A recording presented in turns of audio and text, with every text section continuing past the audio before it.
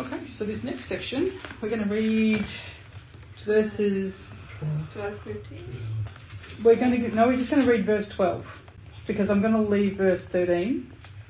So we're not officially going to finish off a chapter, because that's the lead into the next bit. So sometimes the chapters aren't in the most appropriate places, but it is nice to finish off the fourth trumpet, because as I said, there's a set of 4, then there's 2, and then there's 1. Okay, so if we get the first 4 done, at least they're in a nice little set. So would anyone like to read? So we're Revelation chapter 8, verse 12.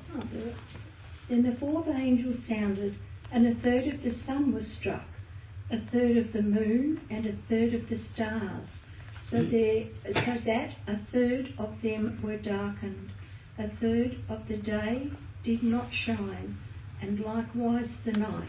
So this is interesting. So we're going to start off the way we started off the other 3 though. All right, if we remember, we've got 7 archangels. You all know exactly how many archangels we've got, right? Each one has a trumpet.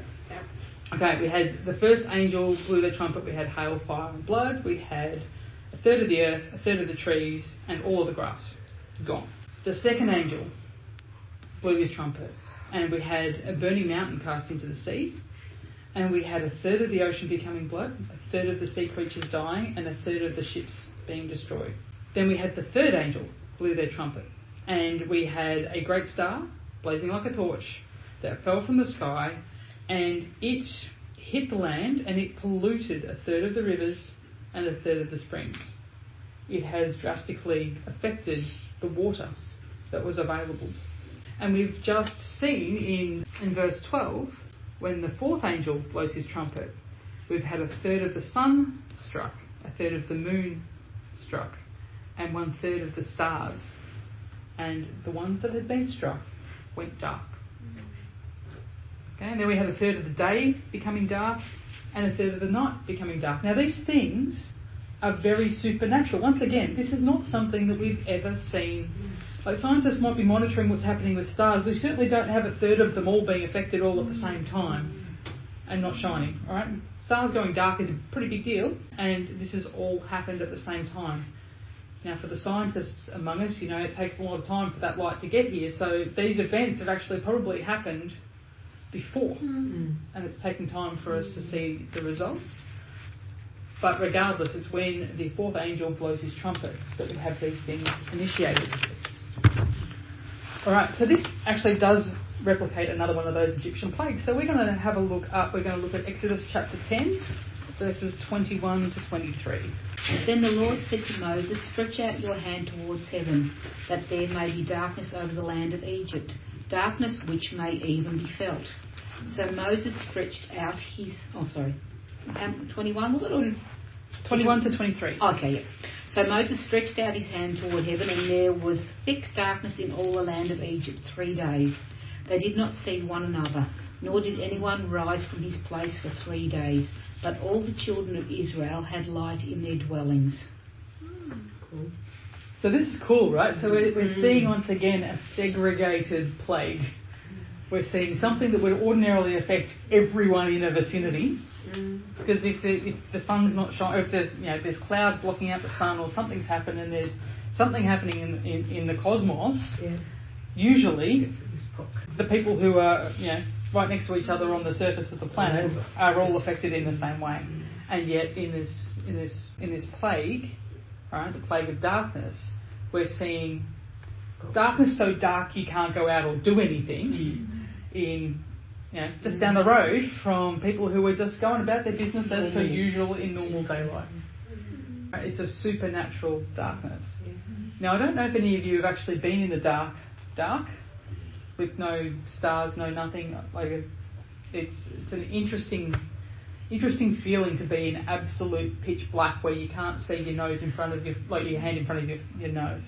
I've had some moments like that, and I used to work underground. And if you were underground and you turned your cap lamp off and you didn't have anything with you, it was dark. It really was. It was disorienting dark. You didn't know which way. It was really hard to work out which way was up. You'd trip over everything. It was not fun to have your light go out and not have a backup light somewhere that you could find easily. Because if if Yeah, you we've were getting been in dim. similar things like that when you go into a cave Yeah. and the guide turns the lights out. Yep. And it's black. It is. And you wouldn't want to go anywhere or do anything, right? Because it's like you just wouldn't, you'd expect you were going to fall into something. It was dangerous. Prison, Being that sort of... prison cells would be the same too. Prison cell in Melbourne Prison, I think. Well, when you go and say do Tasmania in the old Port Arthur, where they had them locked up 23 hours a day in pure darkness, when you're in that, any one of those just went crazy. No light whatsoever. We're talking dark, right? And for those who experienced that, if you haven't experienced that and you get an opportunity to, it's actually really interesting to do that and go, ooh, okay, I can see what's going to happen here. Well, you can understand what's going to happen to the others. You can see what's going to happen when you can not see what's going to happen, perhaps the case may be. All right, so what's happening? We're jumping back into Revelation chapter 8. What's happening here is that God is striking, so it says that these heavenly bodies are struck, and what they've been struck with is a plague. Interesting. So the word for struck or smitten is the word plague, which, believe it or not, is where we get the word plague from. All right, so they've literally... Smitten with somebody, Yeah, you're plagued with thoughts of them, absolutely. Okay, so we've got a third of the sun with a plague so that it's not shining. All right, is this a massive sunspot? I don't know. Could be. All right, but most of the sunspots are very, very small compared to, like, you look at the solar flares and the things that happen now, and they're really only very small spots on a big sun. Imagine a third of it. Right? Once again, we're talking things of huge supernatural significance. Only God could do these. It's demonstrations of power. If God's doing this, how powerful is He? Yeah? We've got a third of the moon. Same affliction. We've got a third of the stars. Now, is this a third of every star, or is this 1 in 3 stars taken out? We don't know. So this is that whole, the third conundrum of how does this work? We don't know, we just know it's going to be a dramatically serious event, and essentially these bodies that we're used to delivering light to us are going to stop. A large portion of them are going to stop delivering light. They're going to be darkened, which means to be deprived of light. Skotizo is the Greek word for darkened in verse 12. Also weird is this next bit where it talks about a third of the day being deprived of light. So it's not just that the light's not as strong, but that there's parts of the day that aren't going to be light. So the darkness is going to go for longer. So our whole pattern that we're used to living life in on the earth, and that the animals are used to, and that the plants are used to, everything's going to be thrown out of whack because the daylight's going to be shortened. Right? And a third of the night will be total darkness. So does that mean everything gets turned? It's like, lights off. This bit's going to be dark. It's hard for us to wrap our brains around what this is going to look like. Well, when you see, like from Finland up to the North Pole, Yep. I mean, they're dark for 6 months. Yeah, and when we were in Finland, they said Finland and Norway and that sort of from up, the suicide in young people is absolutely tremendous because they can't do very much for that, sort of all that dark time. Yep. The heaviness. And that's not even pitch black. No. So there's still a lot of twilight around the horizon during it's not certainly not light, but they see the halo effect of the sun being out there somewhere during the day, even though it's not bringing them light, and they can still see the stars. I imagine no stars, no nothing, like that total darkness, that disorienting darkness. Would it mean, I might be absolutely wrong here, but say the sun, and if only a third of it, depend on what country you were living in, what part of the world, would be black, or would be dark. Well, you'd also need to consider global cooling, because if you're not getting the sun getting onto the earth, you know what it's like at the night time. Yes, Night time comes around, you lose the temperature. Well, if you're not getting the sunlight to keep the earth going, what's it like after 3 or 4 days?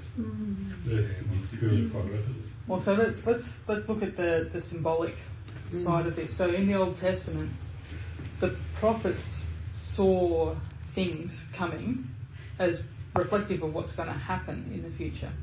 So God made it dark for the Egyptians, but it was still light in Goshen. And there's also, so the Hebrew word for darkness is the same word as the Hebrew word for ignorance. Like those two things have got the same word. All right, and the Hebrew word for knowledge and light, they're also the same word. So we've got this battle between darkness and ignorance and light and knowledge. Also in the New Testament, darkness is often connected with the demonic. Right? So we've got the forces of light and the forces of darkness, and we don't want to be connecting up. And there's also the threat of being cast outside into the outer darkness. Right? This is the darkness is it's not just a thing that happens. It's a judgment and a punishment in itself. Okay, so we believe there's a literal darkness that's going to happen. All right, the days are going to be shortened, but that actually could be the mercy of God built in, because later on in Revelation it talks about, except those days should be shortened, that no one would survive, because the sun's going to, like we're going to see this happen down the track a bit, the sun's going to get so fierce that it's going to literally burn your skin off you if you're out there in daylight. So it's actually a good thing that the sun is going to shine less light, even though it's going to be very chaotic to be part of. All right, and the question of, well, is this some sort of solar eclipse? Is this a lunar eclipse? Is this the natural explanation? Probably not, because in Egypt the sun was dark for 3 days, remember? All right, and it was light as normal and dark as normal in Goshen, where the Israelites were. So probably not an eclipse, probably something that affects these heavenly bodies in themselves, but they're not only going to stop, they're going to be less bright because there's less of them to produce the light, but they're also going to the darkness, so that in order for the darkness to be different, we've either got to have a different rate of spin on the Earth, or we've got to have, like, there's big stuff that would cause that. Right? Because to have darkness over the period of a day, like, shortened over the entire Earth, not just in one spot, means the Earth's got to be doing something a bit weird. All right, there's bigger things happening than just, oh yeah, the sun's got a big sunspot.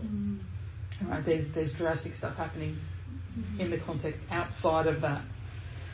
Amber, when Jesus died and the world went dark for 3 hours, do you think it was the whole world or just that? So I believe that was localised rather than the whole Earth going dark. So there's a guy called Rick Larson, and I can put the video into our chat if you want to have a look at that. This guy's actually a lawyer, I think, but he did he's got a video called The Star of Bethlehem that's available on YouTube, and he actually did quite a lot of using NASA's star charts and computer simulations for stars and everything that was going on, and he's looked to try and find the time of the cross and the time of Jesus' birth and the time of conception as well, and all of those things he found programmed into the stars. It's just absolutely uncanny. So he's explained where the sun was, where the moon was, where this eclipse happened, and discovered that the moon actually came up in eclipse when it rose. Jesus died. So there's a couple of interesting things because of the timing of when these things happened and their localised impacts. But yeah, I'll put those links into the chat because there are some people who are like, oh, this has been debunked. Frankly, it's amazing stuff. When you look at it, you go, actually, no, this points to God being amazing. And he just started on a process because he was researching what his Christmas light display should look like, and he wanted to have a historically accurate or biblically accurate Star of Bethlehem, and that just took him down this rabbit hole, and he was giving presentations all over the world. That's just dedication. Stuff. Completely changed his trajectory. Yep. Really, really fascinating stuff, but worth watching these videos, and they're great videos to show people as we're heading into Christmas, as we go towards Christmas in particular. Great for showing non-believers because they'll go, oh, that's cool, that's amazing. Oh, look, because they're asking the question, what were the Magi following? What said to them, do this? Yeah. And going back to first principles and going, could it have been this? No, could it? So it's a mix of science and astronomy, not astrology, but astronomy, and yeah, very interesting watching. But yeah, we can't imagine quite, from this description, quite what John was seeing. So we'll be able to watch that on YouTube?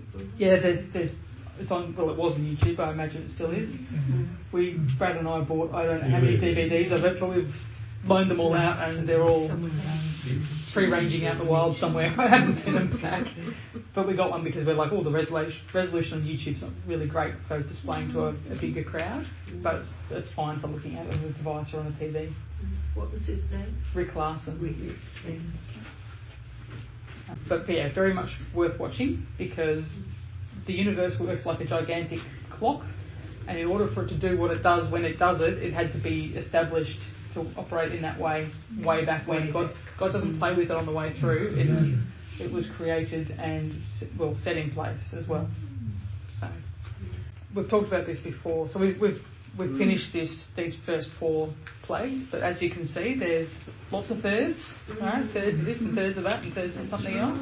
There's lots of impacts. There is a lot of conjecture, and once again, this is all a matter of interpretation. But there was a lot of lining up of events around Jesus' first coming with Jewish feasts. Right? And there's 2 main sets of Jewish feasts. There is conjecture and suggestion that the second coming will also line up, why would it not, with the Jewish feasts, and probably with the second set of Jewish feasts. And one of those feasts is very trumpet related, and when you're talking about the timing of the last trumpet, right, it could be the last in a series of trumpets, and the Festival of Trumpets is one of those times that lines up. We're in that time now, so early October this year, and these things line up. So whether it's this year, whether it's next year, I wouldn't be shocked if we found that these things all, the dates lined up beautifully with the Jewish calendar, because it's God's calendar for His people. It's a kingdom calendar. Doesn't mean it can't happen any other time, but I wouldn't be. God's a God of order. Absolutely, and nothing's accidental or unplanned. Like, do you know what I mean? Like, everything is put in place, even down to the star that the Magi followed. Like, there was enough in what was going on, astronomy-wise, for them to be able to get the picture, know what they were looking for, trek across the desert, and find the Messiah. Time before. Well, the other thing is the Magi didn't arrive when Jesus was a baby. They arrived when he was a toddler. So it was probably 2 years later, which is why they wiped out all the boys who were under 2 years of age, because that's probably about how old Jesus was when they arrived. There's a reference to him as a toddler. Like, the word that's used for the child is the word for a toddler. So, but these things were in the stars enough that people packed up their belongings, packed up significant gifts, and headed across the desert. Right? God had that all instituted in place. He knew exactly when Jesus was arriving, when He built the universe. Like, if that doesn't blow you away, I don't know what does. It's crazy, the level of significance and detail. Absolutely. They've got built, like, even just to have asteroids not smashing into each other, like, and stars staying where they're supposed to. Like, just that is phenomenal. It's perfect. Right? It's perfection. I don't know why we doubt it, but when we hear this stuff, like, I just can't imagine how we could do anything else other than be astounded and amazed. Humbled. Yep, totally. So anyway, next time we'll be talking about the rest of the trumpets.